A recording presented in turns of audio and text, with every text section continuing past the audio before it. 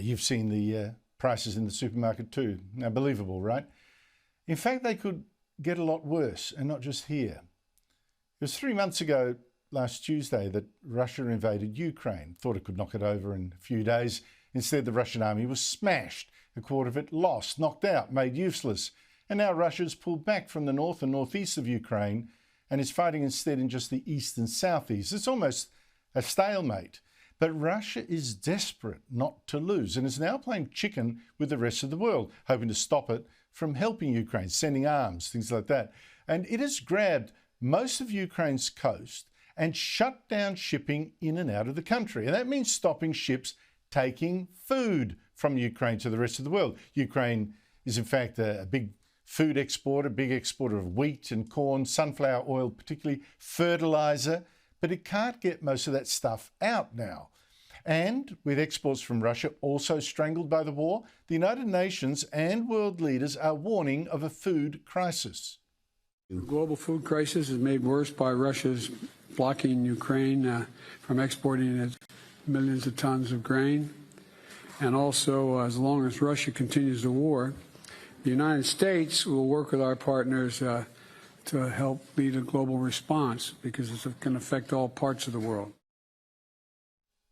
Joining me to tell us what's really going on over there is Jack Keane, a retired American four-star general who was Vice Chief of Staff of the United States Army. He's now chairman of the Institute for the Study of War. General Jack Keane, thank you so much for joining us again. It is 3 months ago, since last Tuesday, in fact, that Russia invaded Ukraine. Now, we've gone through the whole range of emotions. At first, we thought Ukraine would fall over in days. They fought like tigers. They pushed the Russians back. Then we thought Ukraine could win. But now the Russians have regrouped, and they seem to be making slow progress, expensive progress, but still progress on the Eastern Front. How worried should we be?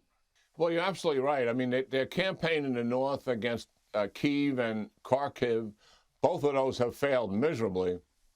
And they focused their forces in a much smaller area in the Donbass region. And overall, that campaign also began to stall. And as such, what they did, the western part of the campaign in the Donbass region, in the so-called Donetsk Republic, they have stopped their offensive operations against that. And they have narrowed the area down even smaller to focus in the Luhansk province and to focus principally against a major city in the Luhansk province, which is Severodonetsk. And as such, they've made some incremental progress. I agree with you. But certainly nothing on the scale, Andrew, that their plan called for, and they're considerably behind in their execution. And the reason is much of the similar problems we've had before. Their ground maneuver forces, armor and infantry, are weak, and they're not particularly well led, and the morale is not good. Their artillery forces are very good, and it is the artillery that is helping them to make this incremental progress that we're seeing. So what does it tell you about what we can expect from the rest of the war? I mean, is this just going to grind on like a mincemeat grinder for I don't know how long? Is the Russian army going to break in keeping this going? What do you think is the future? Because it looks a little grim at the moment. Well, I think they're going to have difficulty even succeeding against the principal objective now, which is Severodonetsk. And I think likely, like some of their other forces that are in the south and in the east, they're starting to dig in. And in other words, fortify their positions, more of a defensive position, Andrew.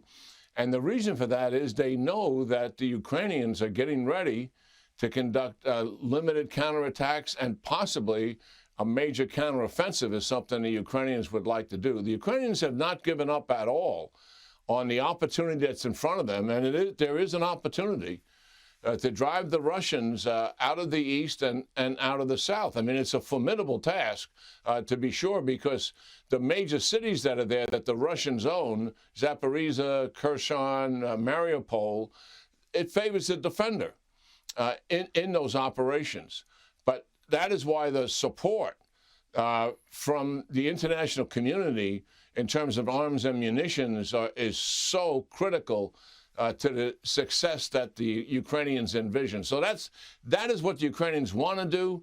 Whether they'll be able to do that or not remains to be seen. But I don't underestimate them.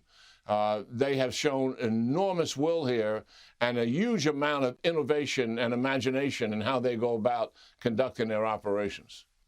Well, General Keane, I don't underestimate the Ukrainians either, but I wonder whether, you know, it's fair enough to underestimate the West. As you say, it is critical that the West keep up support. But I really see, for instance, the Western media focus away from Ukraine, getting bored with it. I see people like Henry Kissinger, former US Secretary of State, saying, hey, well, maybe there's some sort of deal that the Ukrainians should be making with Russia, you know, to buy peace, hand them part of the territory. And I see Russia, meanwhile, trying to do an embargo of trade, of Ukrainian trade, particularly of food, to the rest of the world through the seas to the south, and threatening the world with hunger. How do you think that's going to play out?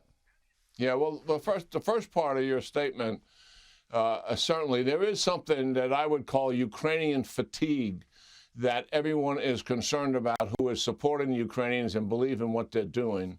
And certainly the world has begun to turn in a different direction. That's a fact. And we do not want the countries that have been vigorously supporting Ukraine also to slow down that. The Russians are counting on that. They're also counting that as sanctions have been imposed in the past, over time, fatigue steps in and the sanctions are not rigorously enforced. Russians are counting on that as well.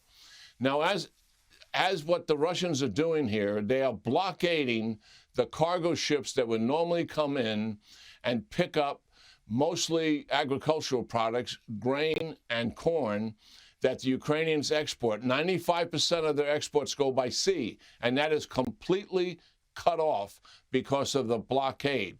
The Ukrainians still own the port of Odessa. The Secretary General of the UN is negotiating with the Russians to try to attempt to get the Russians to remove their blockade and let those cargo ships come in. The Russians want sanction relief to do that. I doubt there will be an agreement. We would hope there would be one, but I doubt there'll be an agreement. And what I think is absolutely necessary is because this is going to impact the world's food supply, likely thousands of people and possibly millions, according to some analysts who are more knowledgeable of that than me, that is what ahead of us. Also, the devastation of the Ukrainian economy. I believe an international coalition of nations with warships should lead those cargo ships in international waters up to and near the port of Odessa, never leaving international waters. There's risk associated with that, to be sure. I don't believe this should be a NATO operation. I think this is an international coalition of interested parties who want to see this humanitarian relief take place and avoid a world food shortage. There's risk there in terms of mines Keane, that are in the sea. But you're already here, you know, I can already tell you, they're going to say, oh, you're risking World War III, a nuclear strike, broadening out the war, etc., etc. But you're saying, forget it, call the bluff, send in the ships. Yeah, as I'm saying, there's two risks here. One is the mines at sea. The United States has the capability with other nations to remove that. The other thing is obviously the Russians are there, and that's a risk in terms of that could provoke them to take some kind of action. I believe that risk is acceptable given what we believe is going to happen to the world food supply.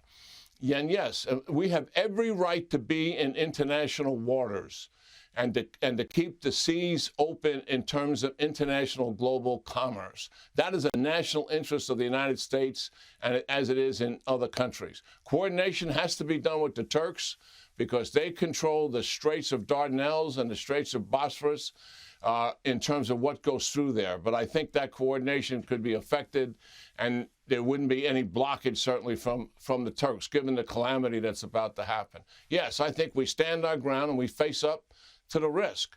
And let's get on with the operation. If the Secretary General of the UN is not successful in doing this without warships and the Russians remove their blockade, I doubt that will happen. General Keane, I hope the White House is listening to that advice, but we shall see. Thank you so much indeed for your time. Great talking, Andrew. Thank you.